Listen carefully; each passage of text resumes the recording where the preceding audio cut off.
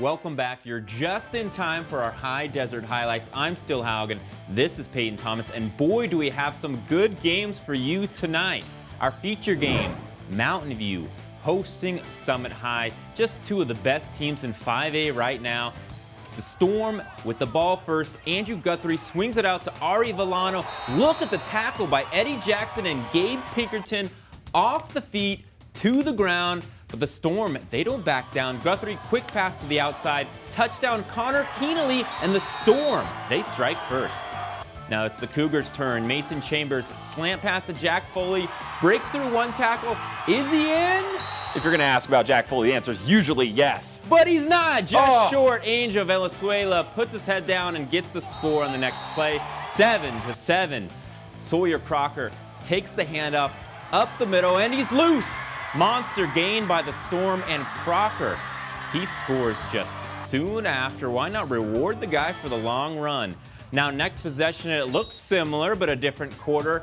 Run to Crocker again, up the middle, and he's just fighting for every single yard. And guess who scores again? You guessed it, Crocker right there. Storm up 21-7. Storm ran the ball really well against Mountain View. Haven't seen that all year. Yeah, and then this was just a quick slant to Foley, who gets in the end zone this time. Later, it's second half field goal attempt. That's blocked by Mountain View. And on offense now, halfback toss. Wait, it's a pass. Running back Ryder Carpenter completes it to Foley. Nice trick play. Then it's Chambers to Evan Worthington. Open touchdown, game tie 21-21. Another field goal, another block. Huge by the Cougs. Mountain View in scoring position again. This time Carpenter. Mountain View has the lead. Fourth quarter. Storm ball, Guthrie to Villano. Touchdown, Storm! It looks like it's going to be tied, but the point after touchdown, no good! No good! Mountain View remains unbeaten, 8-0 after defeating rival Summit 28-27. What a game. What a game. Look, losing any game by 1 point is tough. When you have two blocked field goals and a missed extra point that could have sent you to overtime, that's a heartbreaking loss for Summit. Both teams played a heck of a game out there. Yeah, it is. And you know who else played a great game? Mason Chambers, the quarterback for Mountain View. I was able to catch up with him after the game about the victory and those blocked field goals. Rivals, you know, across town. Last year we got them, the year before they got us. They're a tough team, really well-coached team. And I mean, it's huge, it's huge. It's awesome to beat them. That won us the game. We only won by 1 point there. And the missed extra point, they had 3 points. They could have more than that. They had 7 points they could have had, won us the game. But we practice special teams every day, and I mean, yeah, all that stuff pays. Well, you can't underestimate special teams, Steele. A very vital part of the game. An instant classic there. For another instant classic tonight, let's head to Lava Bear Country. Bend taking on Ridgeview. 7-6 Lava Bears coming out of halftime, and the Ravens begin driving. Now a 4th and 1 conversion by Ishan Ortiz. The Ravens took most of the third quarter with this drive that had not one but 2 fourth down conversions. That's the second one to Danner Frost. A play later, quarterback Adam Millington looks right, fires for Kaysen Lee Soon. His touchdown catch retakes the lead for Ridgeview 13-7. It's Ben's time to work now into the fourth quarter. Lava Bears need a 4th down conversion of their own. Expecting run, it's a pass instead. Cooper to Kraus over the middle. Big chunk gain, a pair of snaps afterwards. Kingston Thomas, handoff right. Ben knocking on the doorstep inside the 5. Steele, why would you fix it? You hand it back to the king. As he's known out there, he punches in for 6. And they were following those lead blockers. That's not just a run, that's a design practice play that they executed to perfection. Ravens need an answer now, down a point into Ben territory. Millington looking deep, intercepted. Maybe the biggest pick of his career for Lucas Penfold. Ben forced to operate from their own 1-yard line, but it's no problem, Steele. How about a 99-yard score? Check the record books. Max Duncan beats everyone all the way home. 99 yards. Just a bit open, and nobody's catching them when you're that open in the middle of the field. All right, that gets the Lava Bear fans fired up. 21-13 Ben, but the Ravens aren't done. On the very next drive, I mean, Ben just couldn't stop a back-to-back first downs as Ridgeview operates in this perfection of a 2-minute drill. Then inside the 10, Millington gets him in, and Ishan Ortiz caps off the drive. That brings up the all-important 2-point conversion, and this was a battle of 2-star running backs. Ortiz answering Thomas's touchdown, and piles on with the 2-point conversion. An octopus for Eshawn right there. 21-21, all tied up. Ben stalls. Ridgeview gets into long field goal range. That was right at the end of regulation, the last play of the game. Ridgeview missed that field goal, but would go on to win in overtime.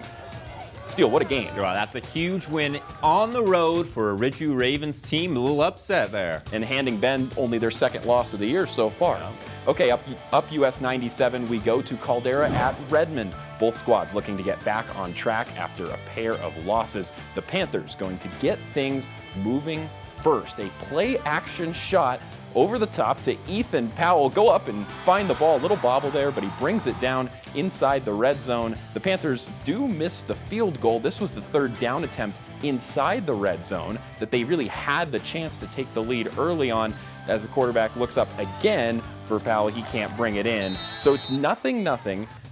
And Redmond look to get back on offense. There's the scrum, and somehow, out of it, there comes McNulty, the quarterback, on the keeper. He scores easy. So 6-0 Redmond. That's how we go into the halftime locker room. Wolfpack looking for a spark in the third quarter, and they finally get it. A toss to Cade Gilbert over the middle. Nice little run after the catch, and a snap later. Sawyer Jennings unhurling a deep one, reeled in by Deacon Gregorio, and still he's had a TD in almost every game for Caldera, it seems. That seems to be a connection that they just can't stop. Well, Redmond answer back with a field goal on the next drive that puts the Panthers back up on top of this game, 9-7. Now they missed the extra point earlier on in that game, so only up 2.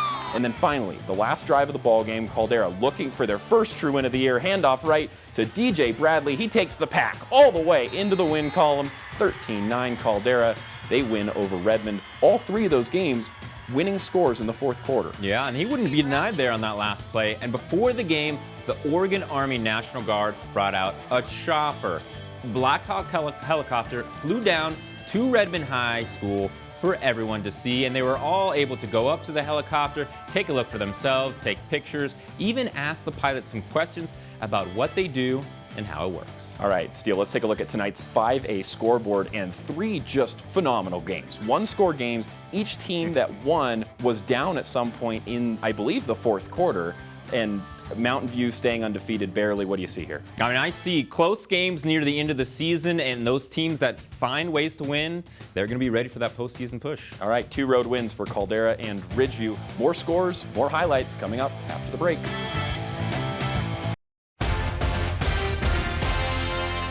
Welcome back to High Desert Highlights. 3A action now. Lapine at home against Cottage Grove. And Steele, this one really a tough game for the Hawks. Cottage Grove undefeated and looking ready to contend for that 3A state title. The Lions scored on almost every possession they had tonight. Wow, they look like they're a 4A school, but they look like they're ready for that 3A state title game, playing lower. All right, Lapine did find the end zone with one great play, a deep pass here from Davey Taylor to Riley Flack, but all Cottage Grove through most of the night, 53-7 Lions. Lapine drops to 1-7. Let's take a look at tonight's 3A scoreboard, Steele. The other game that happened, Sisters over Madras in a blowout. Yeah, they had a great win, and they're on a roll. They're 6-2 now, I believe. Yeah, Sisters only 2 losses on the year. They could certainly challenge Cottage Grove later, but Culver, one of 3 undefeated teams remaining here in Central Oregon, and the Bulldogs look to stay perfect against Oak Ridge. And really, it was just another great night on both sides of the ball. The Bulldogs stopping a fake punt in the first half here, then a snap later, well, finding the end zone. Little fullback dive up the middle. No chance to catch him.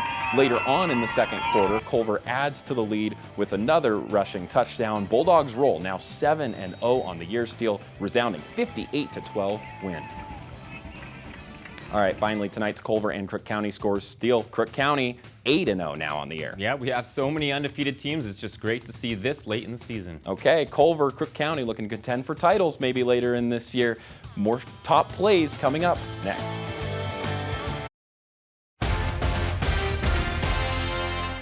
Welcome back to High Desert Highlights. We mostly focus on high school football on this show, but tonight we also announced that arena football is back in Deschutes County. Finally. The High Desert Storm indoor football team played in Redmond, but the league ceased operations this year. The Oregon Lightning is the newest franchise joining the new Arena Football 1 League. Chuck Jones, former High Desert Storm player and head coach, is back at the helm, this time for the Lightning.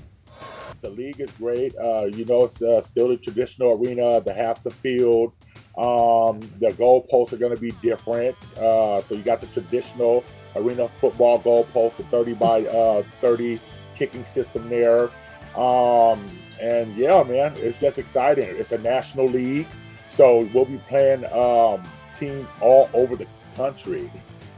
The Lightning will continue to play at the Deschutes County Fair and Expo Center in Redmond. A schedule has not been released yet, but they start play in 2025. All right, we're looking forward to that. Tonight, Steele, we saw a number of big plays, and it's time to just pick out a few. Yeah, our first top play, we go back to Mountain View. Eddie Jackson and Gabe Pinkerton. What a tackle. I'm still in awe over this. The feet, literally both feet off the ground, perfect form, double team.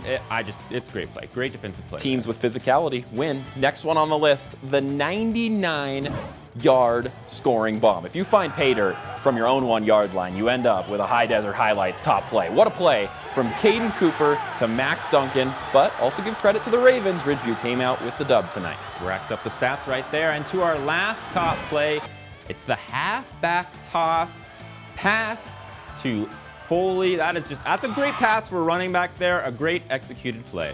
Well, you know, you love when your skill position players can do a number of different things. Oh, yeah. It allows for trick plays like that. They looked pretty comfortable doing it, clearly had the reps in practice. Yep. All right, finally tonight, we turn our attention to the final week of the regular season. Can you believe that it's almost here? I cannot. Steele, our game to watch, the biggest rivalry in all of Central Oregon. Yeah, that's right. It'll be Bend with only 2 losses, now hosting the still undefeated Mountain View Cougars. It'll be a big one. It's the ultimate rivalry game, the last conference game of the year before that postseason begins. Yeah, and Bend coming off a tough loss last week, you know that they're just bound for a big reaction. Yep. All right, Steele will be there. We'll see you then next week on High Desert Highlights. Have a good weekend.